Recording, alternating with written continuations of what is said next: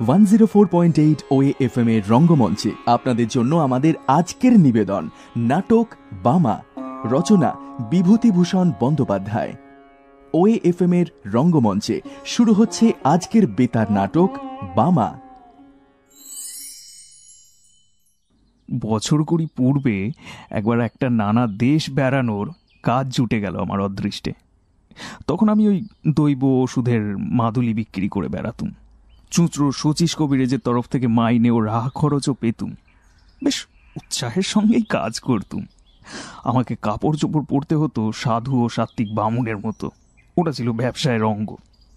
গিরিমাটির রঙে ছোপানোর কাপড় পরনে, পায়ে ক্যাম্বিসের জুতো, গলায় মালা, হাতে থাকতো একটা ক্যাম্বিসের ব্যাগ, আর তারই মধ্যে ওই মাদুলি ও অন্যান্য ওষুধ থাকতো। বছর তিনেক সেই চাকরি করি, তারপরে শরীর সইল না বলে ছেড়ে দিলুম। একবার যাচ্ছি সেই বর্ধমান জেলার মেমরি স্টেশন থেকে মাখমপুর বলে একটা গ্রামে। এটা মাদুলি বিক্রির জন্য নয় অবশ্য। মাখমপুরে শচীশ কবিরাজের শ্বশুর বাড়ি। সেখানকার জমি জমার উত্তরাধিকারের জন্য দাঁড়িয়েছিলেন শচীশবাবু, ওই শ্বশুরের ছেলেপুলে না থাকায়। আমাকে পাঠিয়েছিলেন পৌষ কিস্তির সময় জমি জমার খাজনা যতটা পারি আদায় করে আনতে। কিন্তু তা হলেও পরনে আমার গেরুয়া কাপড়, হাতে মাদুলি ও ওষুধ ভরা ক্যাম্বিসের ব্যাগ ইত্যাদি সবই ছিল। যদি পথে ঘাটে কিছু বিক্রি হয়ে যায়, কমিশনটা তো আমিই পাবো। কখনো এ অঞ্চলে যাইনি। মেমরি স্টেশনে নেমে বেলা 2টোর সময় হাঁটছি তো হাঁটছি, পথ আর ফুরোয় না। এক জায়গায় একটা ছোট বাজার পড়লো, সেখানে আবার কিছু খেয়ে নিয়ে আবার পথ হাঁটি। গ্রামে গ্রামে ওষুধ বিক্রি করে বেশ কিছু রোজগারও করা গেল। দেরিও হলো বিশেষ করে সেই জন্যেই। আর একটা বাজার পড়লো, সেখানে দোকানদারদের কাছে শুনলুম যে আমার গন্তব্যস্থানে পৌঁছতে অন্তত রাত 9টা বাজবে। কিন্তু সকলেই বলল, সন্ধ্যের পরে আর পথ হাঁটবেন না ঠাকুরমশাই, এইসব দেশে ফাঁসুড়ে ডাকাতদের বড় ভয়। বিদেশে দেখলে মেরে ধরে সর্বস্ব কেড়ে নেয়। প্রায় বনের ধারে বড় বড় মাঠের মধ্যে ঘাপটে মেরে বসে থাকে। সাবধান, একটা দিঘি পড়বে মাঠের মধ্যে ক্রোশ 3 দূরে। জায়গাটা ভালো নয়। বড় বড় মাঠের ওপর দিয়ে রাস্তা, সন্ধে প্রায় হয়। এমন সময় দূরে একটা তাল গাছে ঘেরা দিঘি দেখা গেল বটে। আমার তো বুক ঢিপ ঢিপ করে উঠল। দিঘির ওপাশে সঞ্জয়পুর বলে একটা গ্রাম আছে। সেখানেই রাত্রের জন্য আশ্রয় নেওয়ার কথা ওই বাজারে বলে দিয়েছিল। কিন্তু সন্ধে তো হয়ে গেল তাল দিঘির এদিকেই। অন্ধকার হওয়ার দেরি নেই। কোথায় বা সঞ্জয়পুর, কোথায় বা কি, মনে ভারী ভয় হলো। কি করি এখন? সঙ্গে মাদুলি ও ওষুধ বিক্রির দরুন অনেক টাকা। পরক্ষণেই ভাবলাম, কিছু না পারি দৌড়াতে তো পারবো, না হয় ব্যাগটাই যাবে, প্রাণ তো বাঁচবে। ভয় দিঘির কাছাকাছি তো এলুম। বড় সেকেলে দিঘি, খুব উঁচু পাড়, পাড়ের দুধারে বড় বড় তাল গাছের সারি, তার ধার দিয়েই রাস্তা। তো দিঘির পাড়ে কিন্তু লোকজনের সম্পর্ক নেই। যে ভয় করেছিলুম দেখলুম সবই ভুয়ো। মানুষ মিথ্যে যে কেন এরকম ভয় দেখায়। তো প্রকাণ্ড দিঘিটার পাড় ঘুরে যেই না তালবনের সারি আর ওই দিঘির উঁচু পাড়কে পিছনে ফেলেছি, সামনেই দেখি ফাঁকা মাঠের মধ্যে দূরে একটা গ্রাম লিলি করছে। নিশ্চয়ই ওটা সেই সঞ্জয়পুর। বাঁচা গেল বাবা, কি ভয়টাই দেখিয়েছিল লোকে। দিব্যি ফাঁকা মাঠ, কাছেই লোকের বসতি, গায়ের গরু বাছুর চড়ছে মাঠে। কেন এসব জায়গায় বিপদ থাকবে? আমি তো এইরকমই ভাবছি। এমন সময় ওই তালপুকুরের ওদিকের পাড়ের আড়ালে যে পথটা, সেই পথ বেয়ে দেখি একজন বৃদ্ধ আমার দিকে এগিয়ে আসছে। বৃদ্ধ বেশ বলিষ্ঠ গড়নের, এই বয়সেও মাংসপেশি বেশ সবল, গলায় রুদ্রাক্ষের মালা, হাতে আবার ছোট্ট একখানা লাঠি। সে বৃদ্ধ আমায় বললে, ঠাকুরমশাই কোথায় যাবেন? যাব মাখমপুর। মাখমপুর? সে যে এখনো 3 ক্রোশ পথ। তা কাদের বাড়ি যাবেন? ওই শচীশ কবিরাজের বাড়ি যাব। ঠাকুরমশাই কি কবিরাজ মশাইয়ের গোমস্তা? না, গোমস্তা নই। ওই তবে যাচ্ছি ওই জমি জমার কাজেই বটে। এই অঞ্চলে আর কাউকে চেনেন? হ্যাঁ, মশাইয়ের নিজের বাড়ি কোথায়? আমি তো এদিকে কখনো আসিনি, মানে কাউকে চিনিও নে। মাখমপুরেও নতুন যাচ্ছি। তার মানে সেখানেও কেউ আপনারে চেনে না? না, কে চিনবে? কিছু যদি মনে না করেন তাহলে একটা কথা কই, রাত্রে আজ দয়া করে আমার বাড়িতে পায়ের ধুলো দেন। আপনার বাড়িতে? আপনি? আগে আমার নাম নফরচন্দ্র দাস। ও, আপনি? আমরা যেতে বারুই, জল আচরণীয়, আপনার অসুবিধা হবে না। চণ্ডী মণ্ডপের পাশেই বাইরের ঘর আছে, সেখানে থাকবেন, রান্না বান্না করে খাবেন। বাবা, এ তো বড় উত্তম প্রস্তাব, কিন্তু আপনার কোনো অসুবিধা হবে না তো? না না, আমার আর অসুবিধা কি, গরিবের কুড়ে ঘরে আপনার পদধূলি পড়বেই তো যথেষ্ট। আমি বৃদ্ধের কথায় ভারী সন্তুষ্ট হলুম। সত্যি তো, সেকেলের লোকেরা অন্য ধরনের শিক্ষায় মানুষ। অতিথি অভ্যাগতদের সেবা করেই এদের তৃপ্তি। বৃদ্ধ এই প্রস্তাব না করলে এই রাঢ় অঞ্চলের অজানা মেঠো পথ বেয়ে এই সম্মুখ আধার রাতে আমায় তো যেতেই হতো মাখমপুরে 3 ক্রোশ হেঁটে। গ্রামের পূর্ব প্রান্তে বড় মাঠের ধারে বৃদ্ধের বাড়ি। আমি চণ্ডী মণ্ডপে গিয়ে উঠতেই একটা কুকুর ঘেউ ঘেউ করে উঠল। তবে কুকুরের এই ডাকটা আমার ভালো লাগলো না। এর আমি কোনো কারণ দিতে পারবো না, কিন্তু এই কুকুরের চিৎকারে যেন একটা ছন্ন ছাড়া অমঙ্গলজনক অর্থ আছে। মঙ্গল সন্ধ্যায় কোনো গৃহস্থ বাড়িতে আসেনি, যেন শ্মশান ভূমিতে এসেছি। বৃদ্ধের বাড়ি দেখে তো মনে হলো বেশ অবস্থাপন্ন গৃহস্থ। বাড়ির উঠোনে সারি সারি দিয়ে 3টে বড় বড় ধানের গোলা, গোলার সঙ্গে প্রকাণ্ড গোয়াল ঘর, বলদ ও গাই প্রায় 20-22টা। অন্তঃপুরের দিকে 4খানা বড় বড় 8 চালার ঘর আবার, আর বাইরের এই চণ্ডী মণ্ডপ ও তার পাশে আর একখানা কুঠুরি। আমায় বাসা দেওয়া হলো এই কুঠুরিতে। কুঠুরির এক পাশে ছোট একটা চালা, সেখানে আমার রান্নার আয়োজন করে দিয়েছে। হাত মুখ ধুয়ে সুস্থ হয়ে আমি বিশ্রাম করছি। এমন সময় গৃহস্বামী এসে বলল, ঠাকুরমশাই, রান্না চাপান আর রাত করেন কেন? আমি তো তা শুনে রান্না চালায় বসে রান্না চড়িয়ে দিতে যাচ্ছি। এমন সময় দেখি একটা বাড়ির বউ ভেতর থেকে এক গাছা ঝাঁটা হাতে এসে আমার রান্না চালার সামনে দিয়ে ঢুকলো, দিয়ে ঝাঁট দিতে শুরু করে দিল। কুঠুরির দরজা খোলা, আমি যেখানে বসে সেখান থেকে কুঠুরির ভিতরটা দেখা যায়। 2-3 বার বেশ ভালো করে লক্ষ্য করে মনে হলো বউটি ইচ্ছে করেই আমার দিকে অমন করে চাইছে। আমি তো দস্তুর মতো অবাক হয়ে গেলাম। ব্যাপার কি? সম্পূর্ণ অপরিচিতা মেয়ে, পল্লীর গৃহস্থ বধূ, এমন ব্যবহার তো ভালো নয়। হ্যাঁ, কি হাঙ্গামায় আবার পড়ে যাবো রে বাবা। কর্তাকে কাছে বসিয়ে রাঁধতে রাঁধতে গল্প করবো নাকি? এমন সময় বউটি ঝাঁট শেষ করে চলে গেল, কিন্তু বোধহয় 5 মিনিট পরেই আবার এলো। দেখে মনে হলো সে যেন খুব ব্যস্ত, উদ্বিগ্ন, উত্তেজিত। এবারেও কুঠুরির মধ্যে ঢুকে এটা ওটা সরাতে লাগলো এবং আমার দিকে চাইতে লাগলো। তারপর হঠাৎ রান্না চালার দরজায় এসে চকিত দৃষ্টিতে চারদিকে চেয়ে কেউ নেই দেখে আমার দিকে আরো সরে এলো এবং নিচু স্বরে বললে, ঠাকুর মশাই, আপনি এখনই এখান থেকে পালান। হ্যাঁ? না হলে আপনি ভয়ানক বিপদে পড়বেন।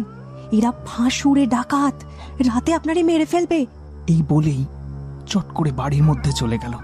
শুনে তো আর আমি নেই, হাতের খুন্তি হাতেই রইল। সমস্ত শরীর দিয়ে যেন বিদ্যুৎ খেলে গেল, আর সারা হাত পা অবশ ও ঝিমঝিম করতে লাগলো।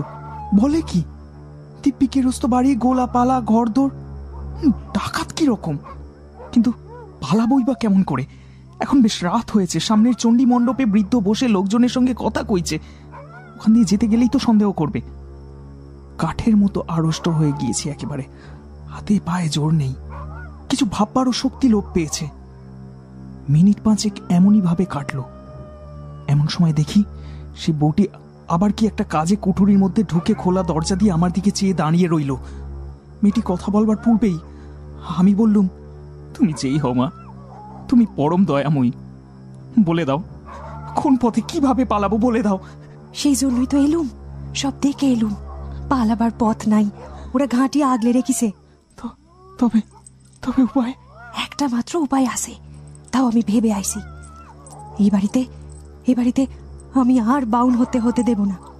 অনেক সইছি, আর সইব না। দাঁড়ান ঠাকুর মশাই, আর একবার বাড়ির মধ্যে থেকে আসি, নইলে সন্দেহ করবে।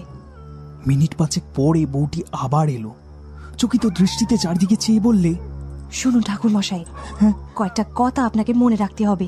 যদি মনে রাখতে পারেন তবে আমি আপনাকে বাঁচাতে পারবো। ও আচ্ছা, বলো কি কি মনে রাখতে হবে? আমার নাম বামা, আমি এ বাড়ির মেজো বউ। আমার বাপের বাড়ির গ্রামের নাম কুসুমপুর, জেলা বর্ধমান, থানা রায়না। আমার বাপের নাম হরিদাস মজুমদার, জ্যাঠা মশাইয়ের নাম পাঁচকড়ি মজুমদার। আমরা দুই বোন। আমার দিদির নাম খান্তমণি, বিয়ে হইছে সামন্তপুর তেওটা, বর্ধমান জেলা। শ্বশুরের নাম দুর্লভ দাস, সবাই জাতে বারুই। আমার বাবা জ্যাঠামশাই সব বেঁচে আছেন, কিন্তু মা নেই। ও আচ্ছা, এবার আমি যে কটা কথা আপনাকে বললুম সব কটা কথা মনে রাখার চেষ্টা করুন দেখি। আমি কিছুক্ষণের মধ্যে ঘুরে আসছি। এসো মা। মেয়েটির নাম বললো কি যেন? বামা। আচ্ছা, এবারই মেজো বউ। বাপের বাড়ি কোথায় বললো যেন? মধুপুর। না না না, মধুপুর না, কি বললো? পলাশপুর। না তাও না, কি যেন বললো? জেলা বর্ধমান, থানা। এরে এরে কিছু মনে পড়ছে না যে। থানা থানা রায়না। হ্যাঁ, থানা রায়না। থানা রায়না। আর গ্রামটা যেন কি বলেছিল? কুসুমপুর। কুসুমপুর। ও হ্যাঁ, কুসুমপুর। ঠিক, কুসুমপুর। আমার জ্যাঠার নাম হরিদাস মজুমদার। না না, হরিদাস মজুমদার তো আমার বাবার নাম। জ্যাঠার নাম পাঁচকড়ি মজুমদার। আমার দিদির নাম বলুন দেখি। দিদির নাম চিন্তামণি। খান্তমণি। ও হ্যাঁ, শ্বশুর বাড়ি? শ্বশুরবাড়ি হলো শ্বশুরবাড়ি।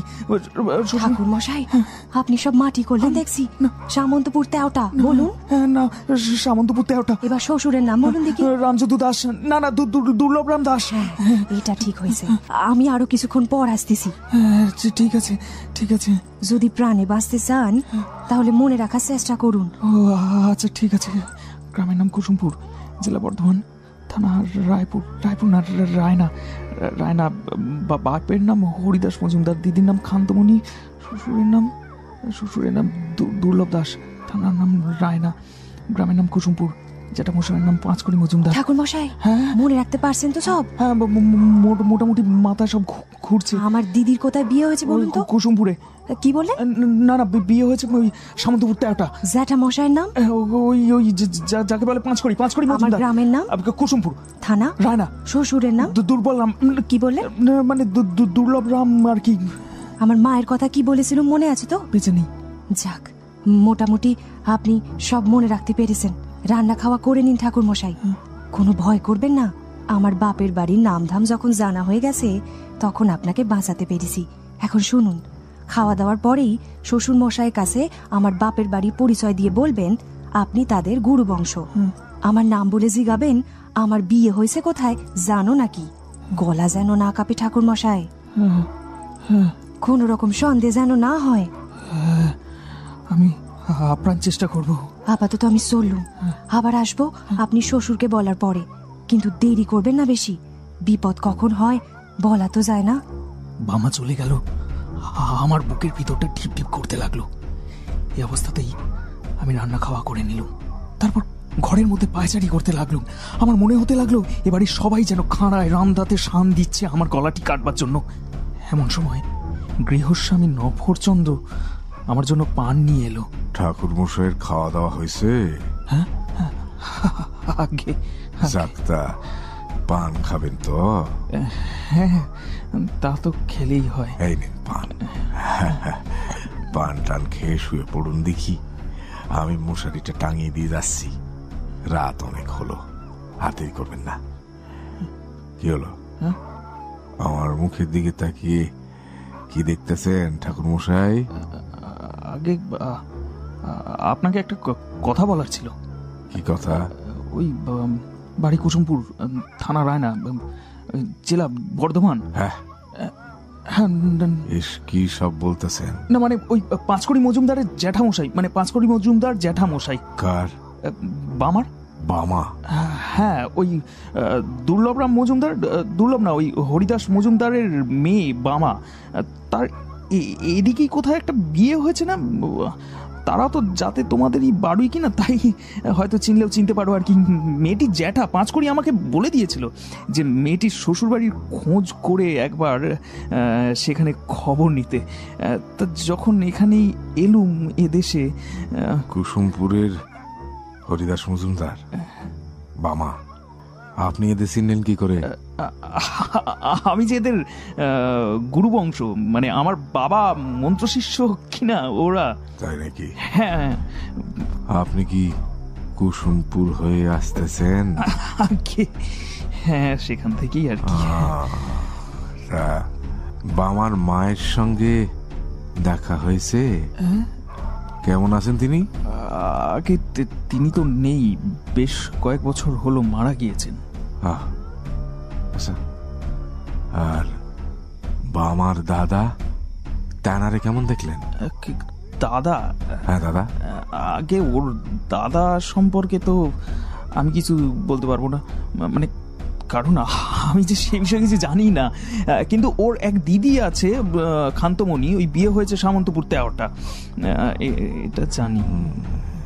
আচ্ছা, তা আপনি বসেন ঠাকুর মশাই।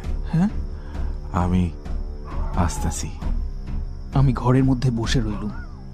সন্দেহ ভয় তখনও কিছুই যায়নি। কিছুক্ষণ পর বৃদ্ধ ফিরে এলো, পেছন পেছন বামা আর একজন সন্ডামার্কা গোছের যুবক। ঠাকুর মশাই, এই যে বামা, ওহ, আমারই মেজো ছেলের সঙ্গে, এই আমার মেজো ছেলে শম্ভু। গড় করো সব গড় করো। মেজো বৌমা, দেখো তো চিনতে পারো কে? নিশ্চয়, ইনি আমাদের গুরুদেবের ছেলে। কেমন আছেন ঠাকুর মশাই? গুরুদেব কেমন আছেন? ভালো, বাবা ভালোই আছেন। গতবার দেখলুম আপনাদের সেই গোয়াল ঘরের দিকটা জ্বরে ভেঙে পড়েছিল, ঠিক করেছেন ওদিকটা? আগে ওই কার্তিক মাসই করলুম। আপনার মা কেমন আছেন? ভালো ভালো। এবার যখন বাপের বাড়ি যাব তখন একটা বড় করে ষষ্ঠী পুজো করব। গুরুদেবের শরীর যদি ভালো না থাকে আপনি পুজোটা করে দেবেন? হ্যাঁ, অবশ্যই। বাবার শরীর ভালো না থাকলে আমি পুজো করে দেবো। বৌমা, দেখো ঠাকুর মশাই যেন আগামীকাল জল খাবার খেয়ে বেরোন। পশ্চিমে নারকোল গাছগুলোয় ভালো ডাব হয়েছে, ওকে একটু ডাব দিও। আগে বাবা। এরপর নভরচন্দ্র, বামা, শম্ভু সকলে চলে গেল। কিছুক্ষণ পর খাবার জল দেবার ছুতো করে এসে বামা আমায় আশ্বাস দিয়ে গেল, বিপদ কেটে গেছে ঠাকুর মশাই। আজ আমার চোখে না পড়লে সর্বনেশ হতো, ভিটেতে আবার বামুন হতে হতো। অনেক হয়েছে আগে, এই কুঠুরিতে, এই বিছানায় অনেক লোক মরেছে। আপনি যে মেজের ওপর বসে আছেন ঠাকুর মশাই, এর তলায় অনেক লাশ পোতা। কি বলছো তুমি? এই মেঝের নিচে লাশ পোতা? অনেক। কিন্তু পুলিশ কি গায়ের লোক কিছু টের পায় না, কিছু বলে না? কে কি বলবে? এ ফাঁসুরে ডাকাতের গা, সব ভাই এরকম। আগে জানলে কি বাবা এখানে বিয়ে দিতেন? বিয়ের পর সব ধরা পড়ে গেল আমার কাছে। এখন আমার একটি সন্তান হয়েছে, এ পাপ ভিটে বাস করলে তার অকল্যাণ হবে। আমার স্বামীকে আমি বারণ করি, কিন্তু কি করবে ও? মাথার ওপর শ্বশুর মশাই রয়েছেন, পুরনো ডাকাত দাদারা রয়েছে, কোনো উপায় নেই। তবে তবে আপনি এবারে ঘুমায় পড়েন ঠাকুর মশাই, আর ভয় নাই, আর কোনো ভয় নাই। আচ্ছা, ঠিক আছে, তাহলে ঘুমিয়েই পড়ি।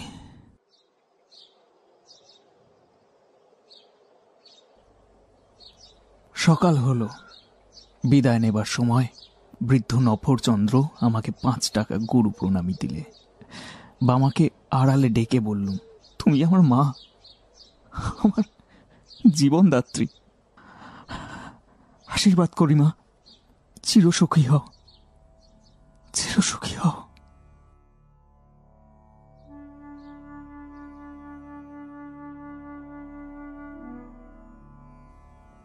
বামার মতো বুদ্ধিমতী নারী জীবনে আর আমার চোখে পড়েনি। কতকাল হয়ে গেল, এই বৃদ্ধ বয়সেও সেই দয়াময়ী পল্লীবধূটির স্মৃতিতে আমার চোখে জল চলে আসে, শ্রদ্ধায় মন পূর্ণ হয়ে ওঠে। শুনলেন OAFM এর রঙ্গমঞ্চের বেতার নাটক বামা, রচনা বিভূতিভূষণ বন্দ্যোপাধ্যায়, অংশগ্রহণে ব্রাহ্মণ RJ অর্ণব, বামা RJ ঝিলমিল, ডাকাত সর্দার সৌভিক সরকার, জনৈক ভদ্রলোক RJ অরো, ধ্বনি বিন্যাস ও রেকর্ডিং সুমিতা মহাজন, সঙ্গীত RJ অর্ণব, নির্দেশনা সৌভিক সরকার।